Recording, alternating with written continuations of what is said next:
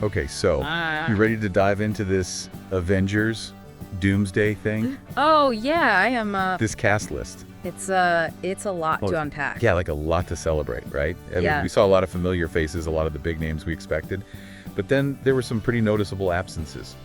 Yeah, you're not kidding. Like, when that cast was struck, I think everyone was like, oh, wow, look at all these great names. And then a second later, it was like, wait a minute, Where's everyone else? Right, where are all the other major players? Yeah, so today, that's exactly what we're going to be looking at. We are going deep on the Doomsday absentees. The uncast characters. Exactly, the ones who are very much active in the MCU right now.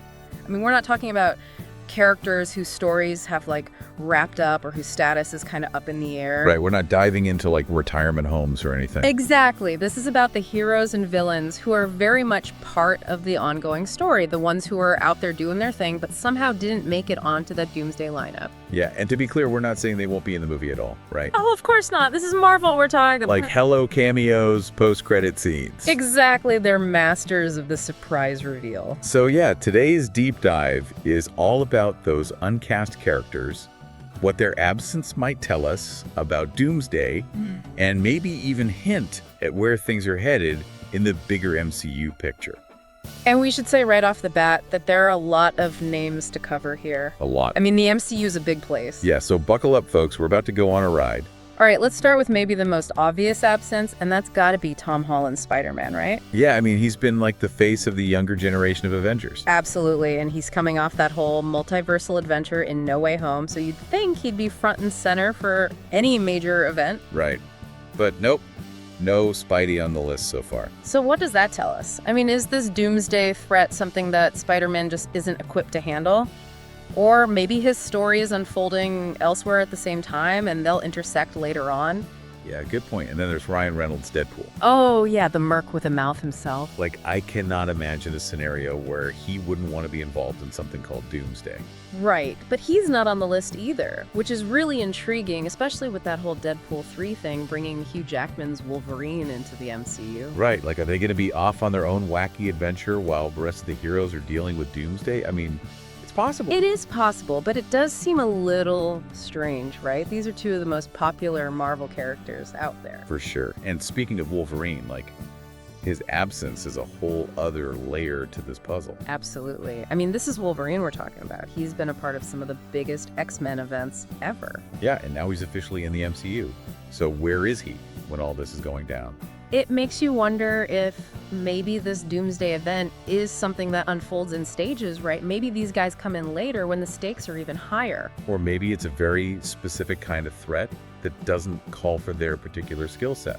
That's possible too, right? Like, maybe this early phase of Doomsday is more cosmic or something, and they come in later when it's more down and dirty, you know? Yeah, that's an interesting thought. And it's not just those three we're talking about. Like, Mark Ruffalo's Hulk is missing too. Oh yeah, the OG Avenger, the big green guy himself. You'd think he'd be a must-have for any Doomsday scenario, but apparently not. And we can't forget Tatiana Maslany's She-Hulk. Right, she's been dealing with the legal ramifications of superheroing, so maybe she's tied up in court. Uh-huh. Yeah, maybe she's arguing a case in front of the Celestial High Court or something. But seriously though, she's a powerful player, and her absence is definitely noticeable. It is, and the list keeps going. Like, Evangeline Lilly's Wasp, she's a key part of the Ant-Man world. Yeah, and with those quantum realm shenanigans, they're usually involved in some pretty big stuff. Right, exactly. And then there's Oscar Isaac's Moon Knight. Oh yeah, the Fist of Khonshu. He's got that whole darker, mystical thing going on. And he's already tangled with some pretty powerful entities. So his absence is definitely raising some eyebrows too. Yeah, it really is. And what about Doctor Strange? I mean, Benedict Cumberbatch has been dealing with multiversal threats left and right. And he's got Clee by his side now, played by Charlize Theron. And America Chavez, played by Jadel Gomez. They're a formidable team, right? But they're not on the Doomsday roster so far. So maybe the multiverse isn't a factor in Doomsday, or maybe they're dealing with something else entirely. It's hard to say, but it's definitely something to think about. And we're just getting started. We haven't even touched on the cosmic side of things. Oh yeah, we've got Brie Larson's Captain Marvel. She's been out there saving entire galaxies. Right, she's basically the MCU's cosmic powerhouse. And the Guardians of the Galaxies, they're always up against some universe-ending threat. Yeah, Chris Pratt as Star-Lord, Zoe Saldana as Gamora, Dave Bautista as Drax, Vin Diesel as Groot. Tom Clementieff as Mantis, Karen Gillan as Nebula. They're a whole team of cosmic heavy hitters. And even Will Poulter's Adam Warlock.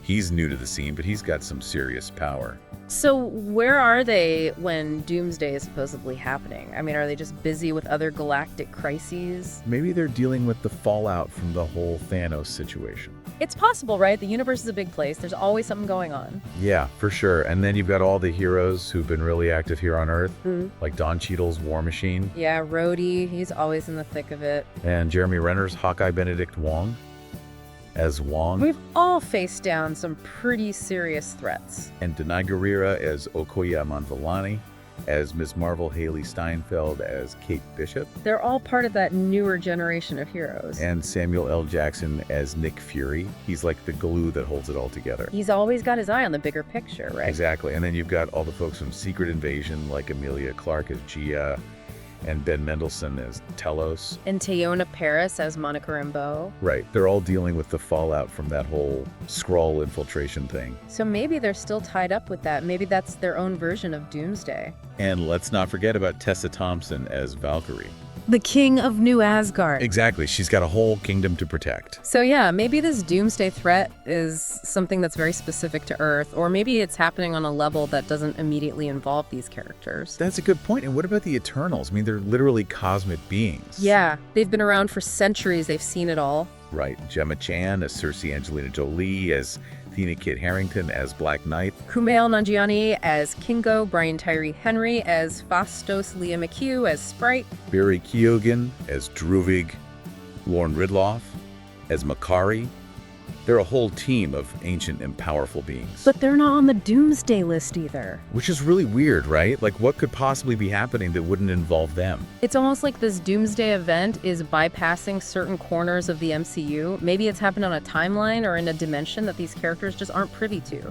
Yeah, that's a fascinating thought. And then there's the street-level heroes like Charlie Cox as Daredevil and Vincent D'Onofrio as Kingpin. Yeah, the Defenders, they've been pretty busy in New York.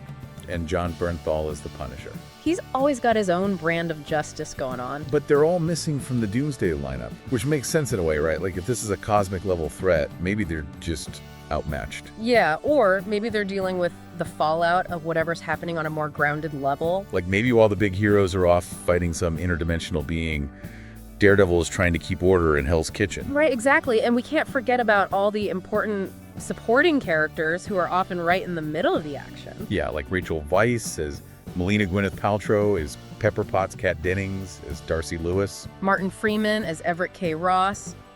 Michael Douglas as Hank Pym. Michelle Pfeiffer as Janet Van Dyne. Olga Kurilenko as Taskmaster. Julia Louis-Dreyfus as Valentina Allegra de Fontaine. Tim Blake Nelson as the leader. And even Harrison Ford as Red Hulk. Oh, wow. Yeah, that's a lot of big names missing. Right. It really makes you wonder what kind of story they're telling in Doomsday that doesn't involve all these characters. It does. I mean, it's got to be something really specific. And remember, we were talking about just the initial cast list here. Oh, yeah, exactly. Like, Marvel loves their surprises. I mean, think about all the times they've pulled a fast one on us with a surprise cameo or a post-credit scene that changes everything. Right. So it's entirely possible that some of these characters will show up in Doomsday even if they weren't on that first announcement. Absolutely. We can't rule anything out. And for those of you who are maybe a little disappointed that your favorite hero isn't on the Doomsday list, there's a silver lining. Oh, yeah. Word on the street is that a lot of these actors are expected to show up in Secret Wars. Oh, wow. The big one. The culmination of the whole multiverse saga. Exactly. And that's slated for 2027, so it's not that far off. And if the rumors about Secret Wars are true, I mean, if we're really talking about incursions and the merging of different realities, then yeah, they're going to need a massive cast. You're going to need everyone. Right. So maybe Doomsday is like the opening act? Yeah, a more focused story that sets the stage for something even bigger. Right. So think of it this way. Everyone who's not in Doomsday, well, they're probably just resting up for Secret Wars. Uh-huh. Yeah, they're getting ready for the main event.